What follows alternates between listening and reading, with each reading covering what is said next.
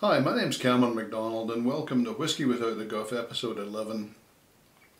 An old friend is visiting town and he started following this vlog and he's been doing the homework, so we thought we'd give him a wee bit of a treat tonight. So we're going to let him try 4 different whiskies that are all good and they're quite varied.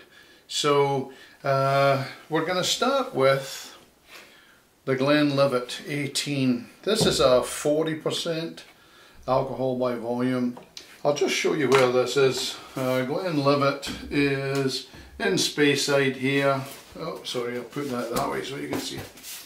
Glenlivet is in Speyside here, and that's where we're going to start. It's an 18-year-old, should be pretty good. I was very impressed by the 12-year-old Glenlivet that we tasted a few episodes ago. So hopefully the 18's even better.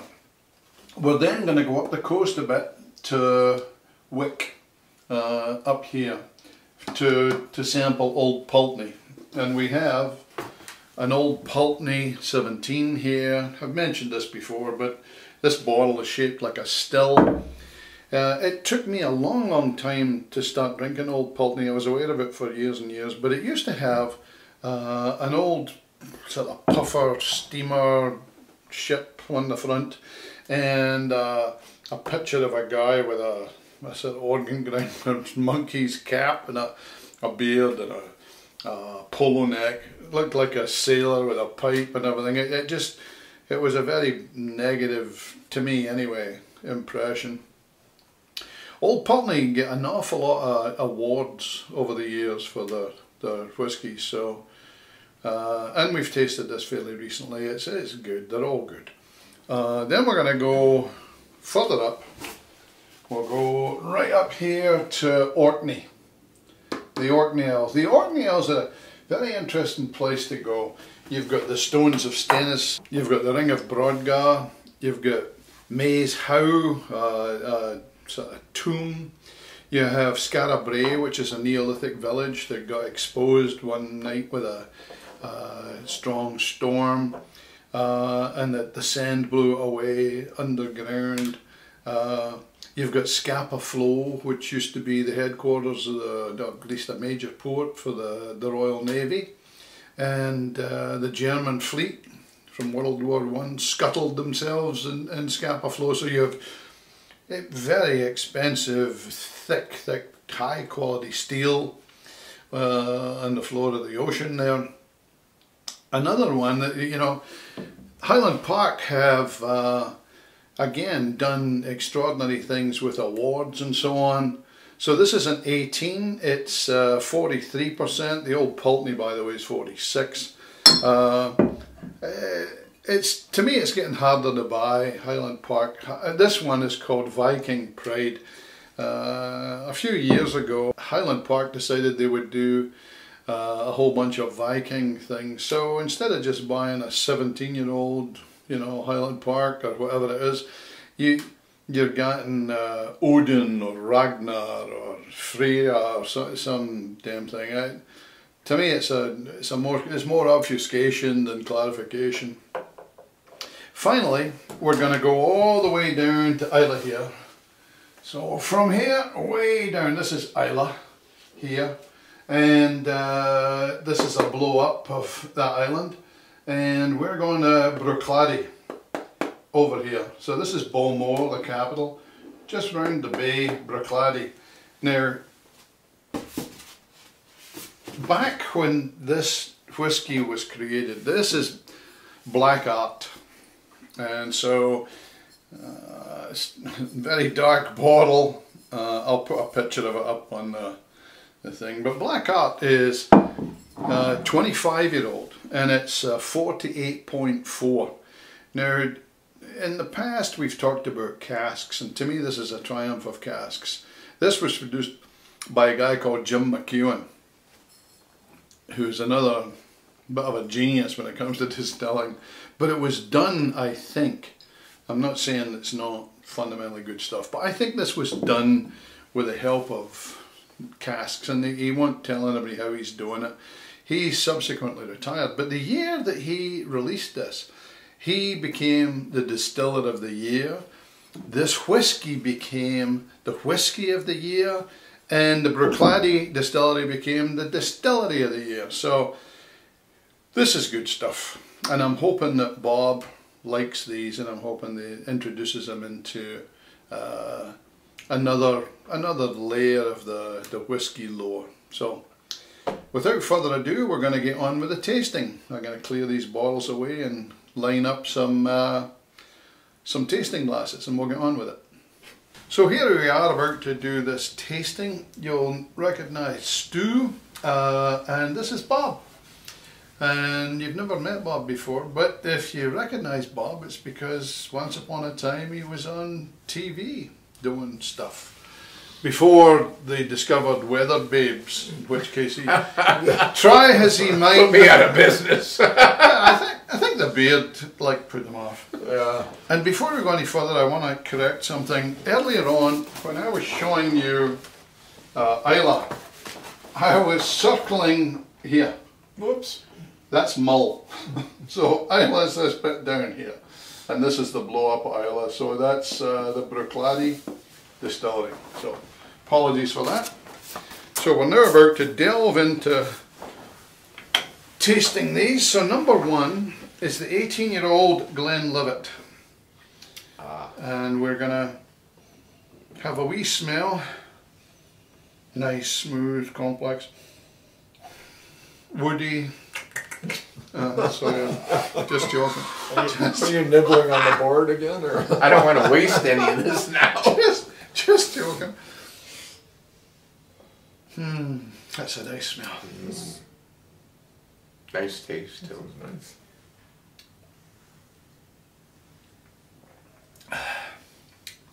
Oh, that's a nice drop of stuff. Ooh, that's smooth, isn't it? Wow. Yeah, these are not. None of these should be a muck whiskey. I was going to say that's really nice. I should be careful of that because there's an island off the Scottish west coast called Muck. There's no distillery. Is that where you walk out and then you sink in? No, No. no, you'd like Scotland. Out there they've discovered dinosaur tracks and everything like that. Skye, I think. It left a nice little Oh, that's a nice smell too. burn. Which one is this? Oh, it's Old Pulteney. And this is the 18, 17. 17. That was an 18. The Glenlivet was an 18. Oh, this is lovely. I could smell this all night. What do you Now, think? what's the difference between how these two were made other than the amount of time? Almost nothing. I mean, fundamentally, you take water, you take barley, you take yeast, and so the water's slightly different, depending on where they In get the it. barrel? Yeah, the barrels are different, how long they do each, but Right. they get an amazing, it's interesting that even on the second one you've recognised The difference. difference. They get an amazing variety of flavours and sensations out of It's kind of... what's a fairly simple process. It's, Well, just the Is there blueberries in here? well, you picked up on the blueberries, yeah. And coffee and notes of wet dog. I can smell that. God, that's good. So, oh, that's nice. That's got a little more to it than I noticed the colors are Yeah. similar, but they're definitely not the same. Well, they're not radically different with these four, but that's a nice whiskey though, isn't it? I mean, to me, that puts Me too. the old Glenlivet in its place. So I would I'd say, have to say so. Yeah. yeah, I would say that was I was. even more smooth. yeah, and it's has- got more in it. It's got more complexity. It's So- just not quite as bitey. I'm on to. Number 3. So this is the Highland Park. Highland Park's a lovely whiskey as well. So we're way up north now, right? Oh, you're in Orkney, Or in Orkney, yeah.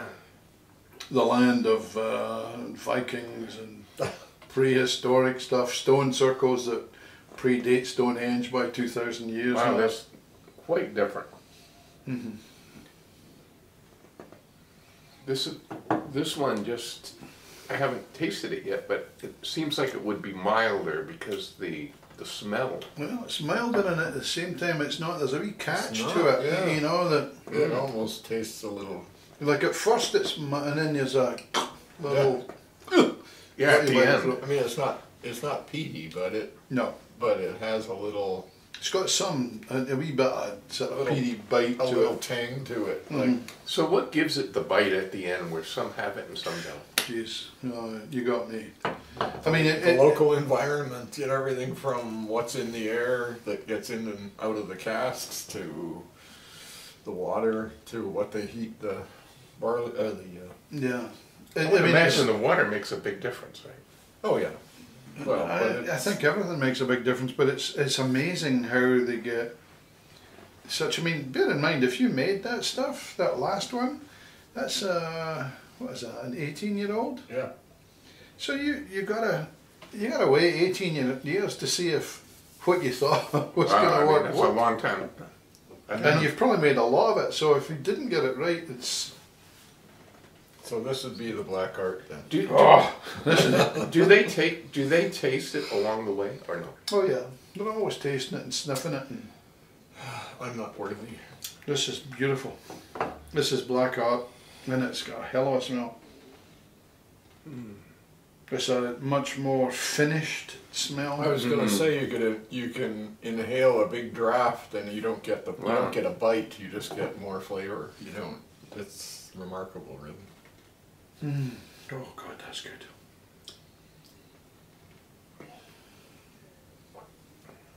That is delicious. This one has definitely more fire at the end than Yes, any it of the does. other ones. It does, and it's very precise. It's not like a generic. It it's just like, happens. Yeah. All of a sudden, wham! It's there. well, that was beautiful. That's a remarkable whiskey. That one. All of these are just tremendous. Really. Yeah, but it's funny because the one that I put in at the end was actually the first one, the Glenlivet 18. And if that was all you drank, you'd be very satisfied. Oh, yeah. You'd go, Oh yeah. well, that was really nice. But then you work your way up. I'm not sure. I prefer the Bruichladdich. I think I would then go to the Old Pulteney, and then the Highland Park, and then finally back to the. But I'm not sure between Not Highland sure Park and I think they're I'm both. not sure about the middle two. I also would put the Glenlivet at the back. Yeah, and yeah, it's It's sometimes. It's a good whiskey, but it doesn't measure up. Yeah, sometimes we taste different whiskies. Some of these with other things, and you get a different effect because you go, oh no, that one is superb. I'm trying to decide. I think I sort of like Old Pulteney the best. The best of the four. Yeah. That's amazing, but more power to you. More black art for the rest of us. No, but Old Pulteney is a. I think I placed that well in the continuum because you go from the Glenlivet. Why are you drinking my Glenlivet? Sorry about that. Well, you can have mine. You know, no, it's okay. Yeah. It's okay. Sorry. Wanted to try it with water. Seriously, Man's a swine. the reason I like the Old Pulteney is because it doesn't have that big hot flash at the end. Oh, none of these have a big hot flash. I mean, comparatively. We'll let you taste something Yeah, that has a big I mean- hot flash. Oh yeah. But this one has the least. Old Pulteney is a beautiful. I mean, all of those whiskies are No, there's not, pretty damn good. not a bad one. It's But- So yeah, Velvety smooth. any port in a storm really. Stu's moved on to drinking his own. Does the weather play a role in? Yeah, probably. But exactly what? This isn't science. This is. I mean, it's like alchemy. Mm-hmm. I mean, it is science, but actually, it's. I don't know how they do this, and I don't know. I don't honestly know if they know how they do it either. I think there's a lot of experimentation and history and trial and error and stuff like that involved in this, but I mean, you certainly know from an end result. You drink one and you think, oh, that's lovely. You taste another one. So first of all, it's different. Secondly, it's a different kind of lovely. It's lovely in a different way.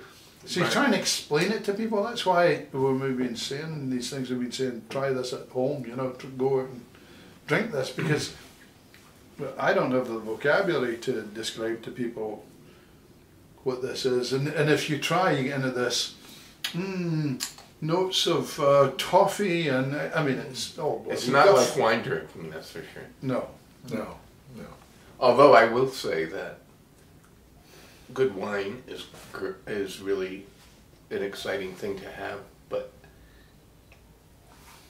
the comparison to me, when your palate at the same time is drinking various different ones, you really get to see the differences, the nuanced taste of these. Oh, it's all subtlety. Can you imagine just sitting there in a leather chair? Yes, I can imagine. When we get our new house, I'm going to have a whiskey nook. So I'm going to have leather chairs. I can imagine a lot of leather things. chairs, Sit there. Cigars. I don't like cigars. I like the smell of cigars, but I don't Well, like I do smoking too. them, but We'll just have one. We'll just have one. I like the smoking wafting. ashtray. Yeah. I like the smell of the cigar going by, not necessarily smoking one. Yeah, I think the biggest difference between the Old Pulteney and the Highland Park here, they're both excellent, but the Highland Park is more raw than the Old Pulteney, and maybe that's how it should be, because Orkney, there's very few trees because there's a hell of a wind that goes across. Same in Shetland. It's quite a rough life. Yeah. You know, a lot of Viking heritage, and there's a, you know, as I said, you know, these guys were building these megalithic stone circles and stuff 2,000 years or so before Stonehenge. And it's a sort of, so this maybe it's like a horse for a course. It's a whiskey for that environment or something. So as far as making good whiskey, is it transportable in the sense of making good whiskey in other places that taste as good as these, or? Well, for years and years and years, Is it just it was the water, and you couldn't replicate the water. Yeah. Well, now, you know, You can engineer water. yeah, you can engineer it now. Yeah. So So and you also could make it anywhere. in places like Taiwan, Mm-hmm.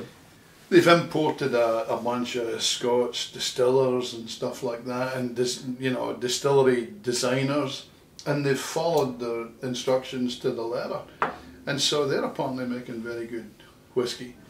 Mm-hmm.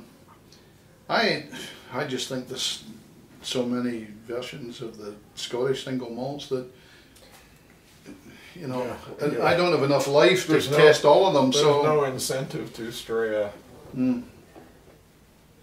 Well, the history that is in all of this is on its, you know, it's just like drinking French wine, you know. well, in Scotland, it might be the same in the wine. I know nothing about wine, but in Scotland, some of these master distillers or noses, the guys that do blending, I mean, they become sort of legends and famous in that domain. You might never have heard of them, but they're... They all have their own perfume. Oh, it's interesting. I mean, a drop of water takes the edge off the Glenlivet, you know, and smooths it out a little. Yeah, it is. I like that. I watched that episode and I thought that was very interesting. Adding a drop of water. Well, it's amazing the difference it makes. It doesn't always make it a good difference, but it's definitely instantly perceptible. You know. Well, I've now gone through them again, so I would go Black Art, then the Old Pulteney, then the Highland Park, and finally the Glenlivet, and that's with no water. Yeah, I still don't. I think between the Highland Park and the Old Pulteney, I mean, it's just a matter of what mood you're in for the day. Well, you know? it could be. Whereas the Glenlivet, I would put, yeah, it's definitely, it's a fine whiskey, but it's definitely at the back of this, of this pack. And nothing compares that I've had to the Black Art so far. There's a funny thing that, you know, Bob mentioned first and you just mentioned again. One of the nice things about drinking whiskey, there's more to it than just drinking alcohol. There's stories that go with it. So that's what makes I mentioned it so a minute ago about, you know, the Highland Park is rougher. I mean, it's not rough. No, far from it's the antithesis of rough, but it's compared to the Old Pulteney, it's rougher. Yeah. But if you look at the environment it comes from, it's rougher. It's coming from a kind of rough, exposed, windswept, cold, you know, environment full of Vikings and, you know, so it's a nice sort of conversation piece. So it's a nice place to sit there with a few friends and taste. I think it's a wonderful thing. Oh, marvelous, marvelous stuff. Which ones did you like? You still prefer the Old Pulteney? You know, it's changing as I'm drinking. Yeah, that happens. So where are you now? Well, I don't know. I think that the finest experience in this whole thing is the black. Because it does have, it changes so much from the beginning to the end. Yeah, a lot of subtlety to it. And, you know, like, I do actually, the taste lingers in your mouth for quite a while afterward. So, you know, the enjoyment of it is longer per sip, I'd say. So you would go with Black Art then Old Pulteney? I would buy both. Well, you might not when you see the price. So what's the difference in price between those two? I mean, well, you know. Well, the Black Art is about $400. The Old Pulteney, I think about $150. The Highland Park, I think also is about 150 or thereabouts. And these are not exact numbers, so I'm just from memory. And the other one maybe 110, 120. So 1 to 400. Yeah. So these are not cheap whiskies. And all of these are. The black is really by far the most expensive. Yeah. Partly that's rarity though, but as opposed to anything else, you know, it's just. Yeah, there's less of it after 20. That's a 25-year-old whiskey. That's a long time. And so if you started with a barrel full of that stuff, you're damn near half a barrel at 25 years. Because that's how much you've lost. Actually, it's going to be hard to go back to anything else. Well, you'll find, you would think that, but you'll find it's not that. Yeah. If we were to do another taste test tomorrow with Ardbegs or something, you're comparing them to each other. So you're going, oh boy, that's really great. Oh, God's sake, that's really great. Oh no, wait a minute, this is really great. And so these guys you see these guys doing these taste tests and they have one bottle or something. And to me that's meaningless because you have no terms of reference. So, I mean, but these are all good. As Stu said, that it's not like if you tasted them with something else, you go, oh. That's not going to happen.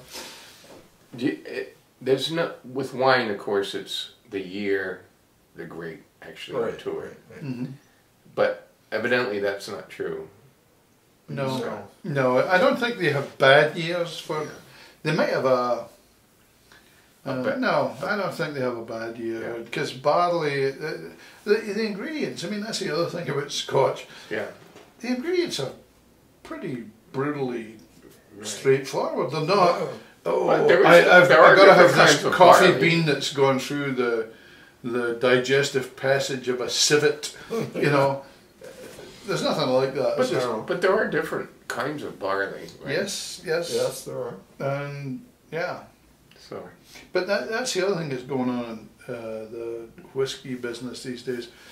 You have guys who are just making stuff the way they've always made it, but those are increasingly few and far between. Almost everybody's experimenting. They're experimenting with cask, they're experimenting with different barley, you know, different fermentation periods. Tremendous experimentation with casks right now. That's what I would think would be the... Going from just the white oak cask that's maybe had some bourbon. American white oak. American white oak. For some reason they don't like the European stuff. Going from that to a sherry cask just to finish it off. So you stay in one for a while and then a sherry cask at the end for another year or two. Another brief period in the life of a whiskey. But they've got them where they stick them in sherry casks right off the bat. Yeah. You know, so it's... Or wine casks even. So Sauterne, the Nectar d'Or in the Sauterne cask. I know this sounds, because I'm not, this isn't my drink, I like wine. I like this a lot. But does it matter once the bottle is open, does it change? No. No. No, once it goes in the bottle, once it goes out of the cask and into the bottle, then it doesn't. Yeah, you could save the bottle for 600 years. It wouldn't taste any different. Air doesn't change it. Yeah, well, air does, but there's no air going in it. Yeah. Well, when you open a bottle, air goes in. Well, sure, but once you open it, yeah. But it doesn't. I mean, but it's not. Yeah. When you recap it, the effect of the little bit of air, fresh air that got in, it's negligible. It'll stay for yeah, at least months and months. Well, it's nice to know the differences between these wonderful things that we drink. Well, it shows you. Yeah. It shows you. I mean, you've done some of the homework, but you've just gone big grand circle tour of Scotland there. Yeah. Yeah. So what's the homework going to be on this? Drink more, or? There really isn't any. There's just, if you are out there, you know, occasionally buy something that's kind of radical and expensive, and just take your time with it. Well, no, I disagree. I mean, we've looked at a lot of refined and very excellent, relatively subtle whiskeys here. I think, you know, if you want some other homework, you can go for things from Islay or that are that have peat.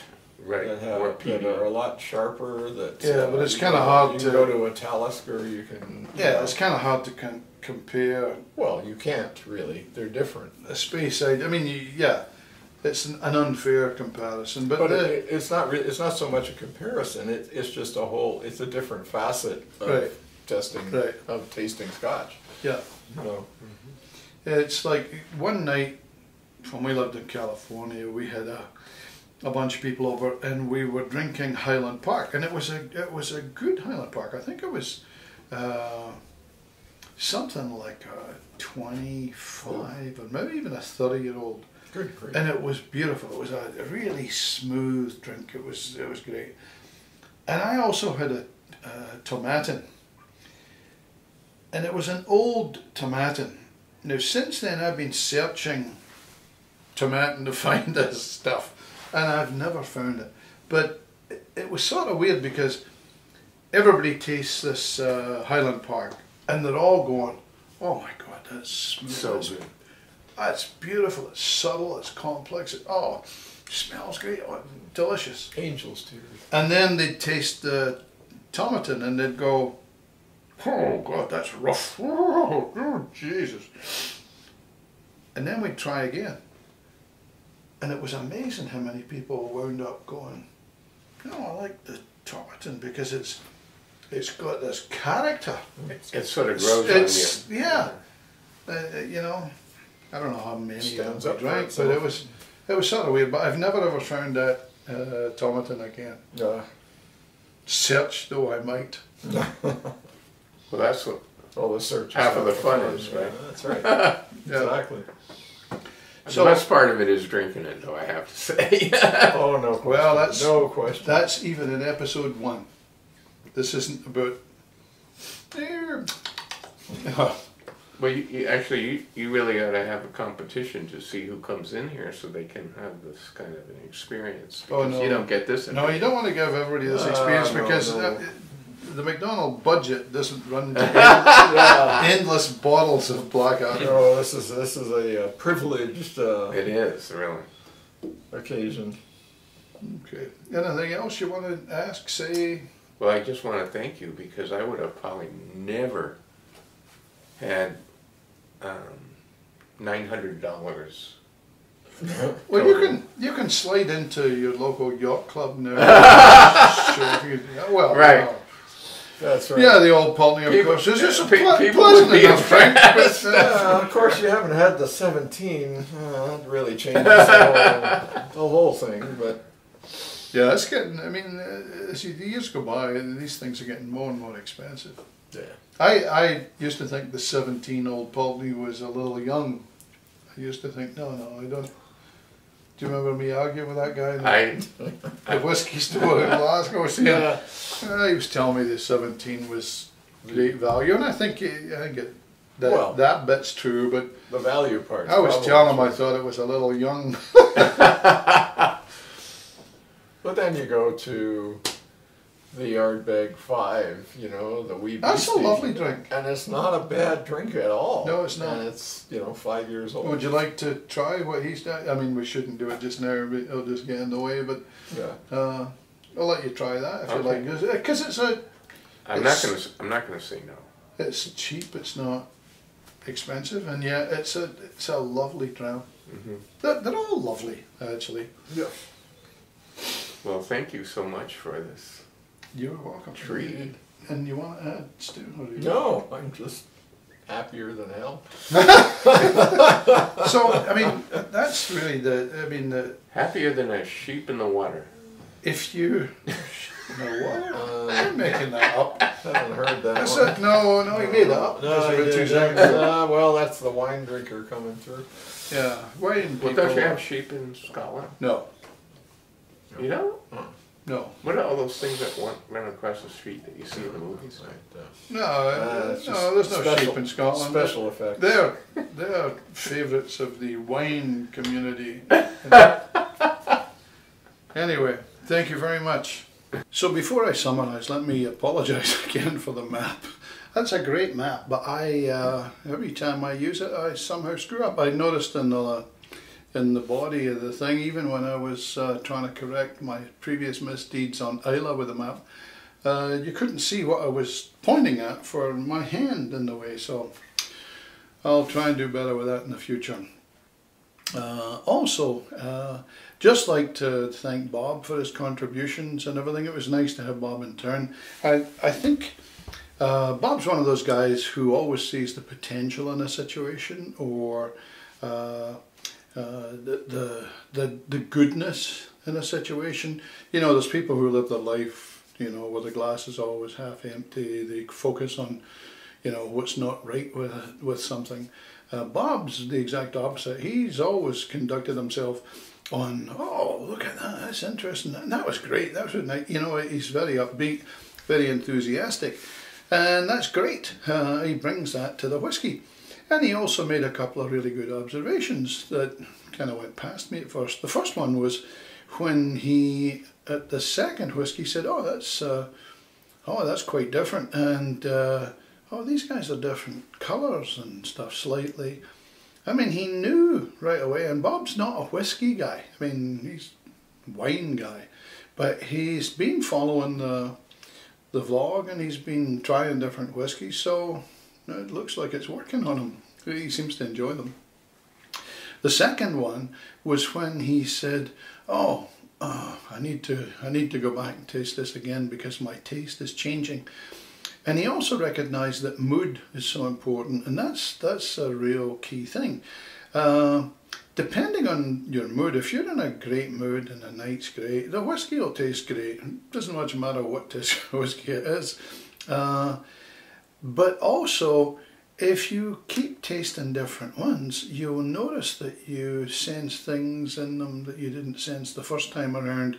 So this idea of just using a single whiskey for a tasting, to me, is, I mean, if you're an expert and you really can sense all these subtleties and everything in a single thing, more power to you. My experience, you need some framework. You need some context for the particular whiskey you're interested in, or whiskies. So I'm a great believer in a number of whiskies. Next time we're going to look at 15-year-old whiskies. A 15-year-old whiskey by definition should be very good, otherwise the distillery's really screwed up. They've tied up all that inventory, barrels, time, effort, revenue, or potential revenue, and keeping something alive till it's 15 and then it's a flop. That doesn't make any sense. So we're going to be looking at 15-year-olds. In terms of homework, the only homework I can suggest is that every so often, if your little group is out there drinking and you see something you've always fancied that's a little expensive and your funds will run to it, try it. If nothing else, it'll expand your range of motion, if you like, on whiskey, and I think it'll add to your pleasure. I'd buy one and give everybody a wee sniff of it, and in the meantime, get out and drink. Bye for now.